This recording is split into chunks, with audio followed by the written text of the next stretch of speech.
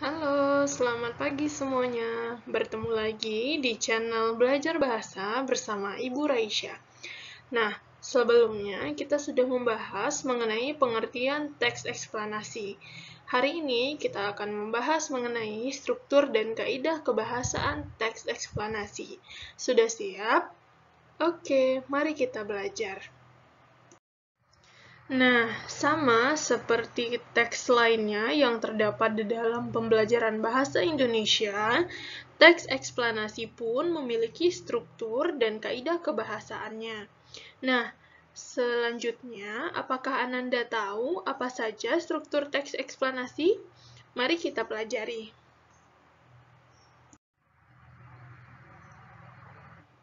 Nah, teks eksplanasi memiliki 3 struktur. Yang pertama, ada identifikasi fenomena. Selanjutnya, ada penggambaran rangkaian kejadian. Dan yang terakhir, ada ulasan. Nah, ini berdasarkan buku paket Bahasa Indonesia dari Kemendikbud. Jika Ananda mencari di internet, maka banyak Ananda temukan bahwa struktur teks eksplanasi terdiri dari pernyataan umum, deretan penjelas, dan interpretasi. Sebenarnya sama saja, yang membedakannya hanya perbedaan nama saja.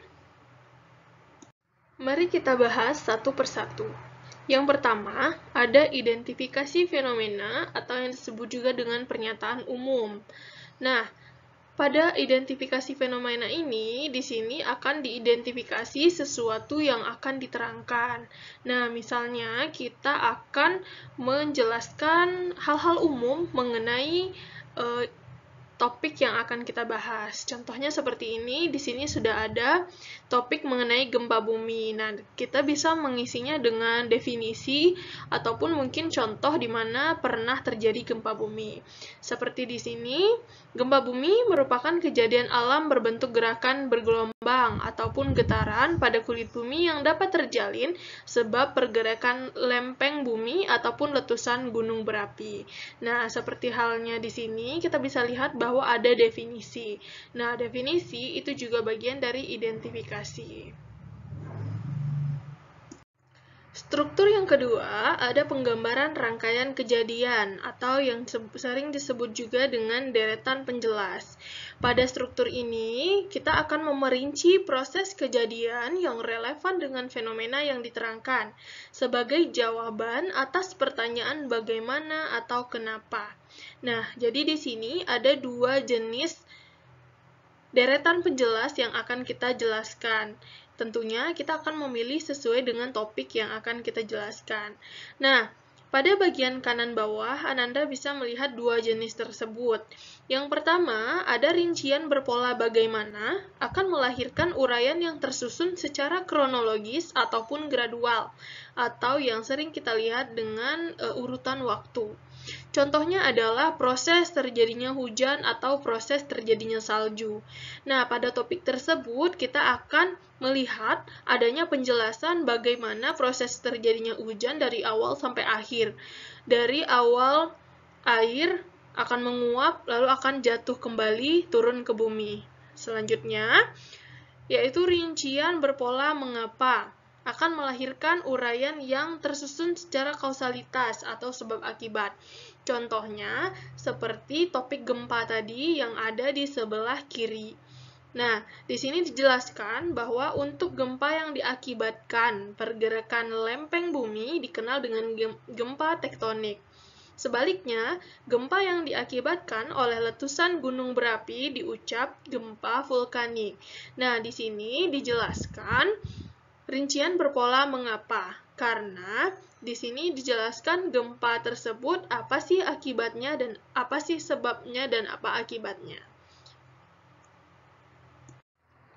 Selanjutnya, kita masuk kepada struktur yang ketiga, yaitu ulasan, atau yang sering disebut juga dengan interpretasi.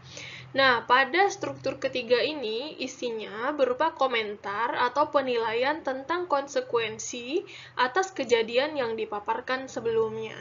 Nah, meskipun di sini sifatnya komentar, tetapi dia tidak bersifat subjektif. Dia tetap bersifat objektif karena sifat teks ini adalah ilmiah. Nah, contohnya seperti di bawah ini. Dilihat dari penyebabnya, gempa bumi memanglah tidak dapat diprediksi serta tidak memahami masa. Oleh sebab itu, tiap orang wajib lebih waspada serta sanggup mengestimasi akibat dari gempa bumi. Misalnya, berlari ke arah lapangan bila gempa terjalin serta melindungi kepala supaya bebas dari benturan. Nah, dari ketiga struktur teks eksplanasi tadi, maka inilah bentuk kerangka pikirannya. Terbagi atas 3, identifikasi fenomena, proses kejadian, dan ulasan. Identifikasi fenomena membahas latar belakang kejadian, sedangkan proses kejadian terbagi 2 menjadi kronologis dan kausalitas, dan ulasan berisi komentar mengenai konsekuensi. Nah, sudah dapat dipahami bukan mengenai struktur teks eksplanasi. Nah, sekarang kita akan lanjut membahas mengenai kaidah kebahasaan teks eksplanasi. Sudah siap? Mari kita bahas. Kaidah kebahasaan teks eksplanasi yang pertama adalah konjungsi atau yang sering disebut juga dengan kata hubung. Nah, pada teks eksplanasi ini terdapat 2 jenis konjungsi yang akan kita gunakan. Yang pertama ada konjungsi kausalitas dan selanjutnya ada konjungsi kronologis. Nah, konjungsi kausalitas merupakan konjungsi penyebaban atau yang sering disebut juga dengan konjungsi sebab akibat. Contohnya ada sebab, karena, oleh karena itu, oleh karena itu, sehingga, sampai, maka, dan makanya. Nah, contohnya bisa kita lihat pada bagian sebelah kiri mengenai gerhana bulan. Nah, di sini ada kata sebab yang menjelaskan seringkali bulan masih dapat terlihat sebab masih adanya sinar matahari yang dibelokkan ke arah bulan oleh atmosfer bumi. Nah, di sini sebab berfungsi sebagai konjungsi intrakalimat yang menjelaskan induk kalimat dan anak kalimat. Nah, selanjutnya kita masuk pada kalimat berikutnya, yaitu mengenai oleh karena itu, pada saat gerhana bulan, bulan akan tampak berwarna gelap. Nah, di sini konjungsi oleh karena itu merupakan konjungsi antar kalimat yang menjelaskan kalimat sebelum dan kalimat sesudahnya. Nah, konjungsi yang kedua adalah konjungsi kronologis yang atau sering pula disebut dengan konjungsi urutan waktu.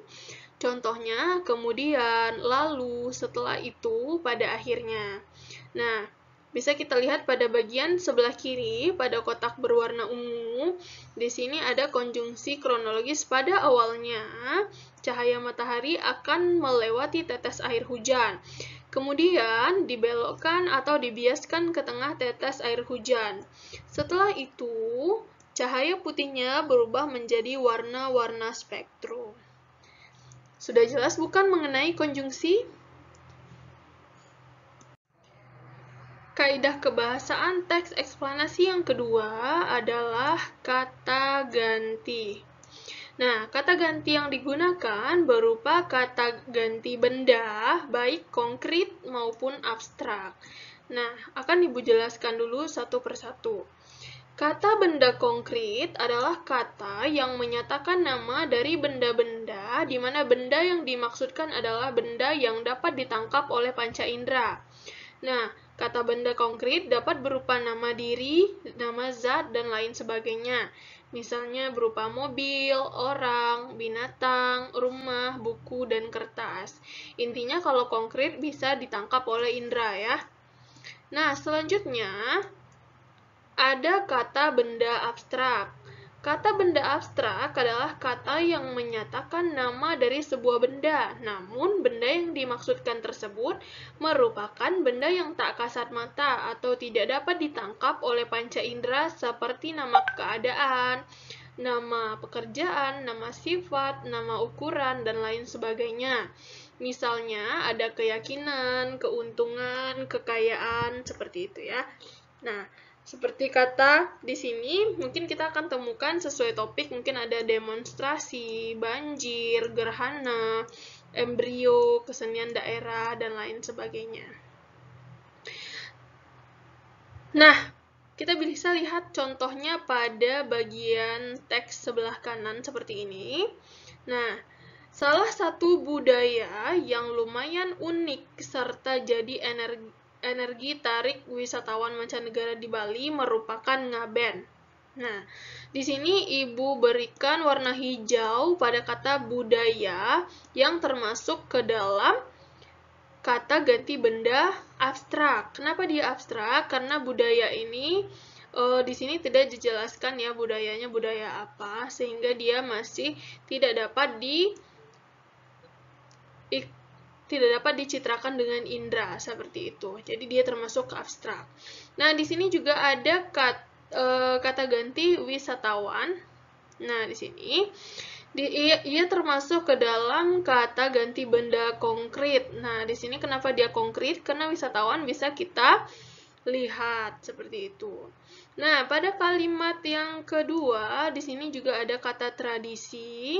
Nah, tradisinya karena tidak dijelaskan tradisi apa, di sini juga termasuk dengan kata ganti abstrak. Nah, selanjutnya ada kata ganti jenazah di sini. Nah, ini termasuk kata ganti benda konkret karena bisa dilihat jenazahnya tersebut. Sudah mengerti, Nak, kata ganti konkret maupun abstrak? Baik, jika sudah mengerti, kita akan lanjut pada selanjutnya, yaitu menggunakan kata kerja pasif. Nah, contohnya terlihat, terbagi, terwujud, dimulai, ditimbun, dilahirkan, seperti itu ya. Biasanya kata kerja pasif itu ditandai dengan imbuhan di maupun ter. Contohnya juga ada pada teks sebelah kanan. Di sini sudah Ibu berikan warna merah, yaitu namun. Nah, tidak seluruh turis diizinkan melihat upacara sakral ini. Nah, diizinkan di sini adalah kata kerja pasif.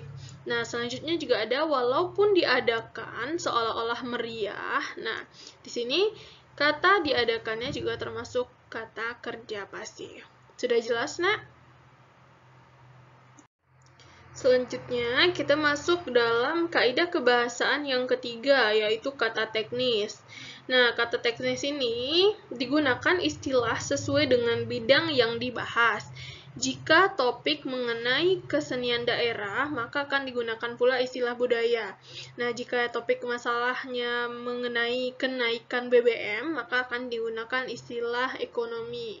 Nah, intinya kata teknis ini adalah kata khusus dalam bidang tertentu. Nah, di sini sudah ada kata-kata yang Ibu berikan tanda merah. Nah, di sini selain itu sampah organik, lalu di sini ada pupuk kompos, ada mikroba, ada sampah organik lagi di sini ya. Nah, 4 kata ini atau mungkin 3 kata karena sini sama-sama sampah organik. Nah, ini termasuk ke dalam bidang lingkungan. Oke. Nah, itulah tadi struktur dan kaidah kebahasaan teks eksplanasi yang sudah kita pelajari. Berikut contoh-contohnya. Terima kasih bagi Ananda yang sudah mengikuti pembelajaran ini. Semoga menjadi ilmu yang bermanfaat bagi kita semua. Jika ada salah ataupun saran mengenai pembelajaran ini, boleh langsung disampaikan di komentar. Dan tetap semangat terus belajarnya. Tetap semangat. Sampai berjumpa lagi di channel berikutnya mengenai pembelajaran bahasa Indonesia. Terima kasih atas perhatiannya. Sampai jumpa.